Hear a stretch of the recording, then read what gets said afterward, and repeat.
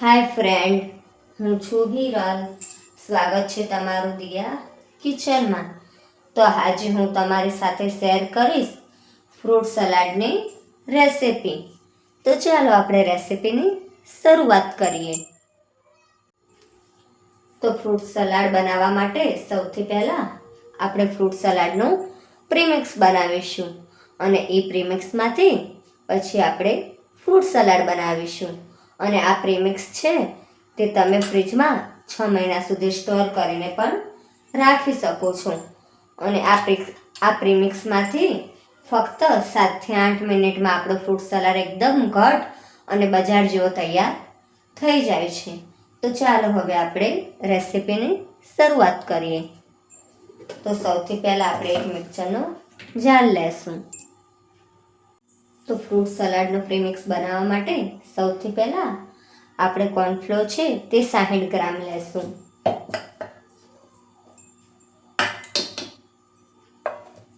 માર્કેટમાં આ રીતે કોર્નફ્લોર છે તે આસાનીથી મળી રહે છે.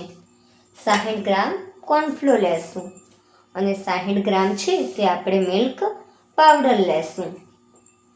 મિલ્ક પાવડર છે તે માર્કેટમાં આ રીતે નાના પાઉચમાં આસાનીથી મળી રહે છે. તે પણ આપણે 60 ગ્રામ લેવાનો છે. અને 250 ગ્રામ છે તે આપણે ખાંડ એડ કરીશું.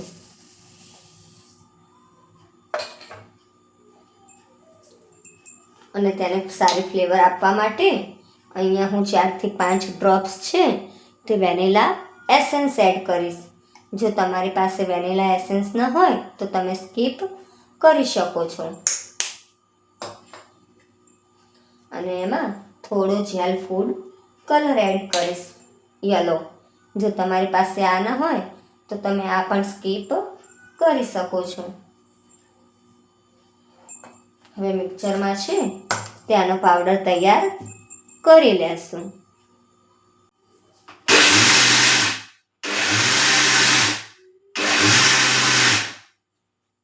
તો આપણે મિક્સરમાં બરાબર પાવડર તૈયાર કરી લીધો છે. હવે આપણે ચમચીની મદદથી થોડું એડ કરતા જઈ તેને ચાળી લેશું. તેમાં જો કોઈ આખી ખાંડ રહી ગઈ હોય તો આપણે તેને ફરીથી દળી શકીએ.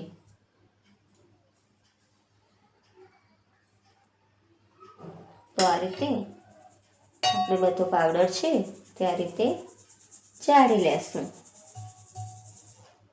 તો આપણે ફ્રૂટ સલાડનું બધું પ્રેમિક્સ છે તે આ રીતે ચાળી લીધું છે. આપણે આને અત્યારે એક એરટાઈટ ડબ્બામાં ભરી લેશું. આ રીતે એરટાઈટ ડબ્બામાં ભરી અને તમે ફ્રીજમાં રાખો તો તમે 6 મહિના સુધી સ્ટોર કરી શકો છો. તો હવે પ્રીમિક્સમાંથી ફ્રૂટ સલાડ બનાવવા માટે સૌથી પહેલાં આપણે દૂધ લેશું. એક વાસણ છે તેમાં પહેલાં આપણે થોડું પાણી એડ કરી લેશું. પાણી એડ કરી અને આ રીતે ચારે બાજુ પાણીવાળું કરી લેશું. અને પછી પાણી છે તે બહાર નીકાળી લેશું. વાસણ છે તે પહેલાં પાણીવાળું કરવાથી આપણું દૂધ છે તે ચોંટતું નથી. અને અહીંયા હું 1 લીટર દૂધ એડ કરીશ. અહીંયા તમારે જે દૂધ લેવું હોય તે તમે લઈ શકો છો. મેં અહીંયા અમૂલ ગોલ્ડ લીધું છે.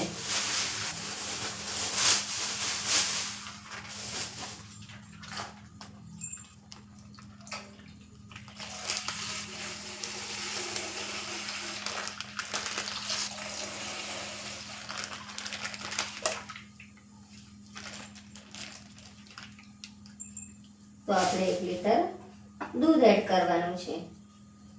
દૂધ એડ કરી અને આપણે ચમચાથી થોડું દૂધ છે તે અલગ એક વાસણમાં લઈ લેશું. આશરે આપણે 100 ગ્રામ જેટલું દૂધ છે તે અલગ લઈ લેવાનું છે અને સાઈડ પર રાખી દેશું. હવે આપણે ગેસ ચાલુ કરીશું અને આ દૂધ છે તે ગેસ પર રાખી લેશું.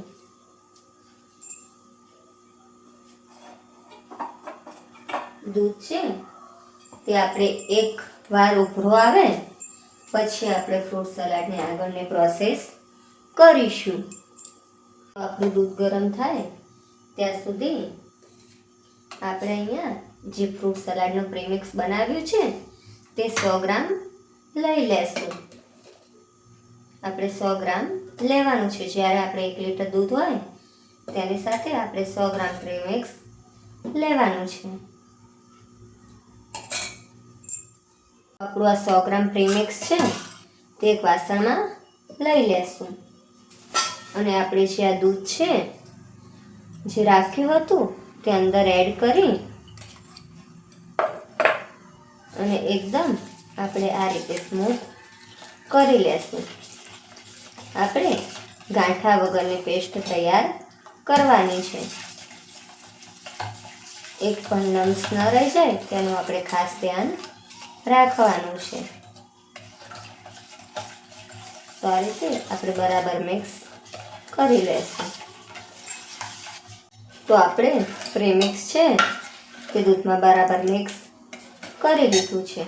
તે સાઈડ પર રાખી લેશું અને હવે આપણે દૂધ છે તે આ રીતે વચ્ચે વચ્ચે હલાવતા રહેશું જેથી દૂધ છે તે આપણું તળિયે ચોંટી ન જાય.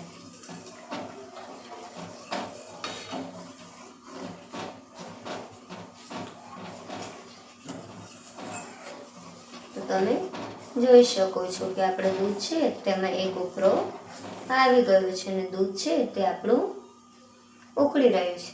તો હવે આપણે થોડું થોડું કરતું જઈ અને ગેસ પહેલાં તો ધીમો કરીશું અને થોડું થોડું કરતા જઈ અને જે આ પ્રીમિક્સ વાળું દૂધ છે તે અંદર એડ કરી લેશું.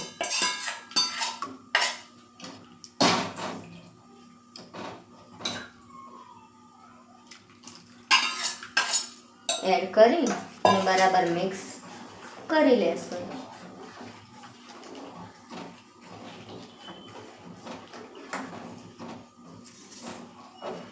તો તમે જોઈ શકો છો.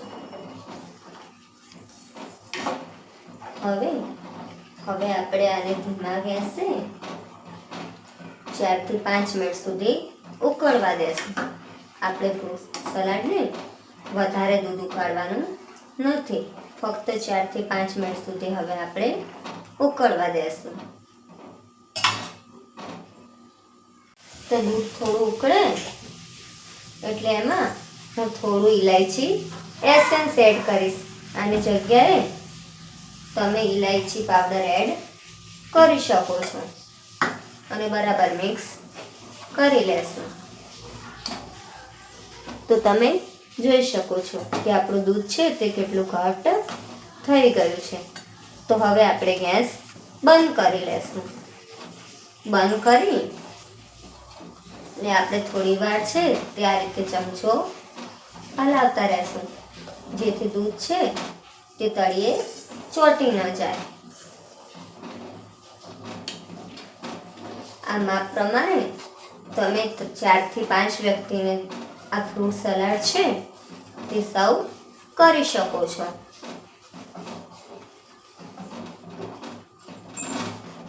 તો આપણો ફ્રૂટ સલાડ છે તે હું બીજા વાસણમાં લઈ લઈશ.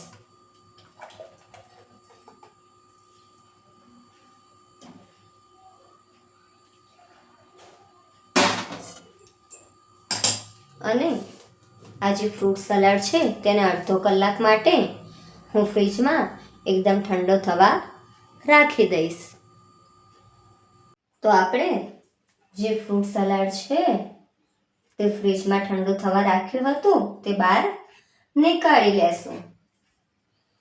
તો તે ઠંડુ થઈ ગયું છે અને એક તપેલીમાં એડ કરી લેશું.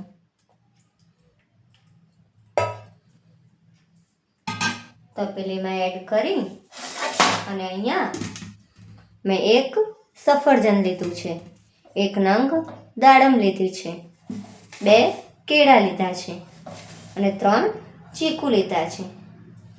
તે બધું હું અંદર એડ કરી લઈશ. તમે તમારા મનપસંદના કોઈ પણ ફ્રૂટ લઈ શકો છો. દ્રાક્ષ એડ કરવી હોય તો તમે દ્રાક્ષ પણ એડ કરી શકો છો.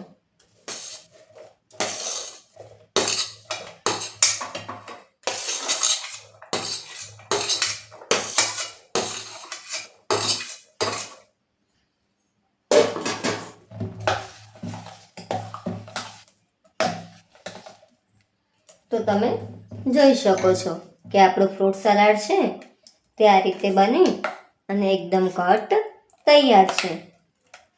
તો તમે જોઈ શકો છો કે આપણું ફ્રૂટ સલાડ છે તે કેટલું ઘટ બનીને તૈયાર થયું છે. તો તૈયાર છે આપણું ફ્રૂટ સલાડ, જેને હવે સર્વિંગ બાઉલમાં લઈ અને સર્વ કરીશું. તૈયાર છે આપણું ફ્રૂટ સલાડનું પ્રીમિક્સ અને તેમાંથી બનાવેલું ફ્રૂટ સલાડ.